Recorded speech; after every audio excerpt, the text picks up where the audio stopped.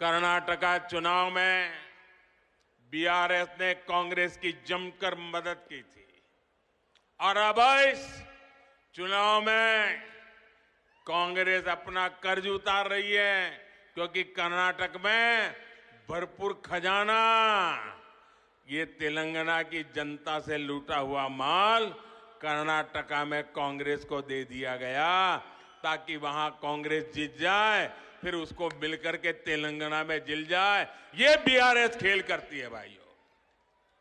मैं आज पहली बार एक रहस्य खोलने जा रहा हूं। खोल दूं? सच बता दूं? बता दूं? बता दूं भाइयों? पहले कभी नहीं बताया, आज बता देता हूं। और मेरे पत्रकार मित्रों से भी कहता हूं, जांच करवा लेना। 100% सच्चाई बताने आया हूं मैं आज। जब हैदराबाद म्युनिसिपल कॉरपोरेशन का इलेक्शन हुआ, भारतीय जनता पार्टी 40-45 सीटें जीत करके आ गई। 48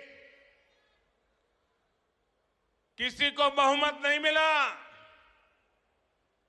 केसीआर को सपोर्ट की जरूरत थी और आपने देखा होगा हैदराबाद कॉरपोरेशन के चुनाव के पहले वो एयरपोर्ट में पूरी फौज लेकर के मेरा स्वागत करने के लिए आते थे, बढ़िया बढ़िया माला पहनाते थे, बहुत सम्मान करते थे। याद है ना? फिर क्या हुआ भाई? अचानक बंद हो गए। अचानक इतना गुस्सा क्यों निकल रहा है? इसका कारण यह है कि हैदराबाद के चुनाव के बाद, ये भी तारीख चेक कर ले मीडिया वाले, वो दिल्ली मुझे मिलने आए, बहुत बढ़िया मुझे शाल उड़ाई, बहुत मुझे आदर किया और इतना प्यार दिखाया, इतना प्यार दिखाया, ये केसीआर के कैरेक्टर में ही नहीं है।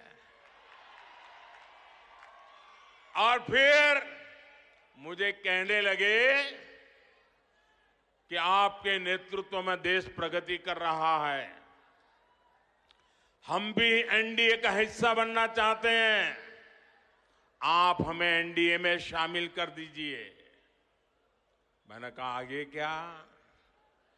बोले हैदराबाद में म्युनिसिपल कॉरपोरेशन में हमारी मदद कर दीजिए। मैंने केसीआर को कहा, आपके कारनामे ऐसे हैं, मोदी आपके साथ जुड़ नहीं सकता है। हैदराबाद में हमें विपक्ष में बैठना पड़ेगा तो बैठेंगे।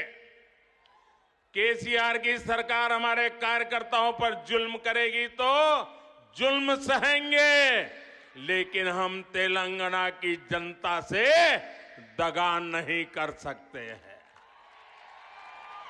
भले तेलंगाना की जनता ने हैदराबाद में हमें पूर्ण बहुमत दे दिया, लेकिन 48 सीट भी तेलंगाना का भाग्य बदलने की शुरुआत है।